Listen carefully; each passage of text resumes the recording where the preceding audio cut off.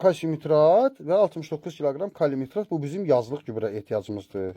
Azot ehtiyacımızı da kalium qədərdir dedik və bu da kalsium nitratdan da və kalium nitratdan da gəlir. Birindən 13% azot gəlir, birindən 15.5% azot gəlir və belə ortalama hesablayanda bu da eləyir 10-15 kiloqram saf azot.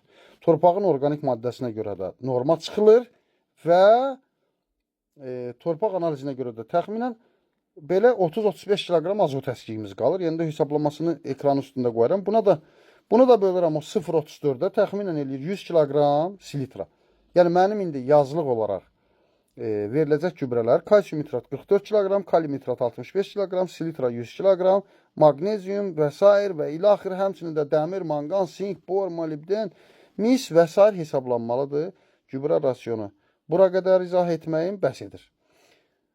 Sadəcə anlamaq lazımdır ki, rasionu kopyalamaq olmaz. Yəni mənim məqsədim, bunu paylaşmaqda məqsədim əslində odur ki, yəni anlayasınız ki, heç bir rasion, heç bir bağın gübrə rasionu sizin bağla uyğun gələ bilməz. Hər bağın gübrəsi gördüyünüz kimi özü üçündür. Bu rəqəmlər hər bir bağ üçün nə qədər fərqli olduğunu anlamaq elə də çətin deyil. Bugün bir rasionu götürüb bütün ölkəyə tətbiq etmək nə dərəcədə doğru ola bilər? Yəni belə deyək ki, bugün hər bağ bir aqronomun rasionu ilə gedir. Bəzən də olur ki, kimisi də olur ki, məsələn, özü bildiyi kimi gübrələməyə çalışır və s. Bütün hallarda da məhsul götürülür. Yəni biri az götürür, biri çox götürür. Hamı da məhsul götürür. Əsas məsələ bağın düzgün potensialından istifadə etməkdir. Çatdırmaq istədiyim budur. Yəni nə versəniz məhsul götürəcəksiniz. Bunu dəfələrlə demişəm. Nə versəniz məhsul, yanlış, doğru fərqi yoxdur. Məhsul götürəcəksiniz. Amma çatdırmaq istədiyim odur ki, bağın özünün düzgün potensialından istifadə etmək lazımdır. Bunun yəni gübrələmə hesablamalarını tam da paylaşa bilərəm. Amma bu il üçün paylaşmaq istəmirəm konkret. Çünki bir çox bağlarda individual gübrələmə aparırıq və həmin bağlarda ötən ildə individual yanaşdıq və nəticə çox gözəl də özünü göstərdi. Bu ildə konkret hər dövrünü çəkilişlərlə nümayiş etdirmək istəyirəm ki, bəlkə ondan sonra bu kopyaçı aqronomcuqları hər kəs tanıya və deport edə ölkədən. Yəni bizim aqronomlarımız da bacarıqlarını bəlkə ondan sonra göstərə bilsin.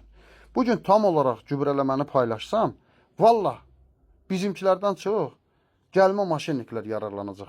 Ona görə də kimin ehtiyacı olarsa, yazlıq gübrə rasionu hazırlamasında mənə müraciət eləyər, kömək eləyərəm, heç bir problem yoxdur, heç bir haqda istəmirəm.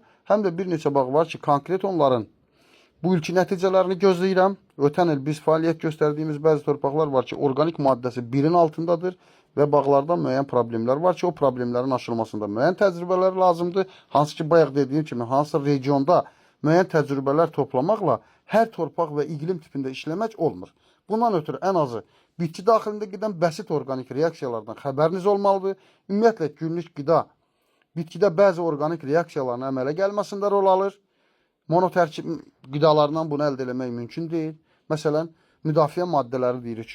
Bitkidə fitotoksinlər, antimikrob molekullar, məsələn, rəng pigmentlərindən söhbət ki, flavonoidlər, qoxulu maddələrdən, yəni repellent həşəratları qovmaq üçün və yaxud çəkici arıları cəlb eləmək üçün maddələrdən terpenoidlərin əmələ gəlməsində iştirak edən organik reaksiyaların təşkili eyni zamanda bitkidə biliksin asanlıqla yüksəlməsinə səbəb olur.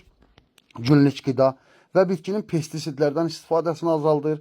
Monotərkib qidalanma zamanı bitkini ən çox məşğul edən bitkinin daxili temperaturunun tənzimlənməsinə sərf edilən enerji xərci olur.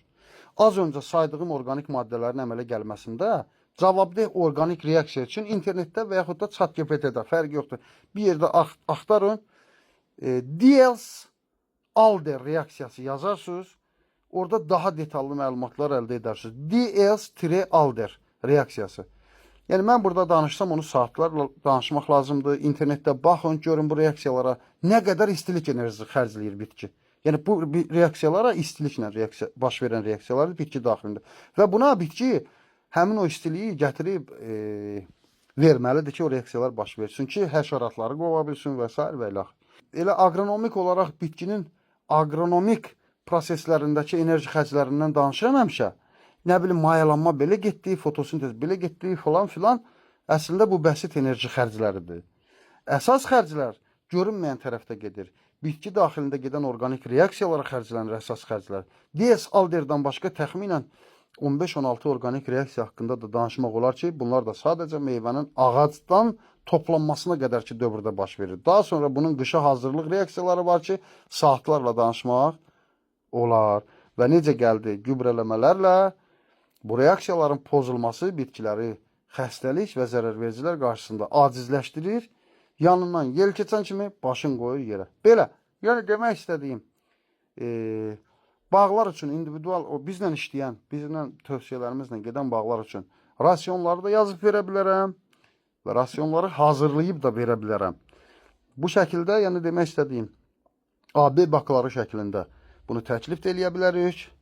İstəsəniz özünüz də hazırlaya bilərsiniz. Orada mikropipetlərə ehtiyac yaranır. Çünki orada bəzi maddələr var ki, həddən artıq qramlarla deyil, milligramlarla, mikroqramlarla çəkilir ölçüləri. Ona görə, məsələn, kobaltdan söhbət gedir, molibdendən söhbət gedir. Onların da hamısı çox zəruridir ümumi qida rasionunda. Ona görə, yəni bu bir təklifdir. Kim istəsə, bunu biz rasion şəklində hazırlayıb təklif eləyə bilərik. Müəyyən zəhmətimizin, belə deyək, dəyəri qarşılanır. Belə, azam verildiyin sağ olun.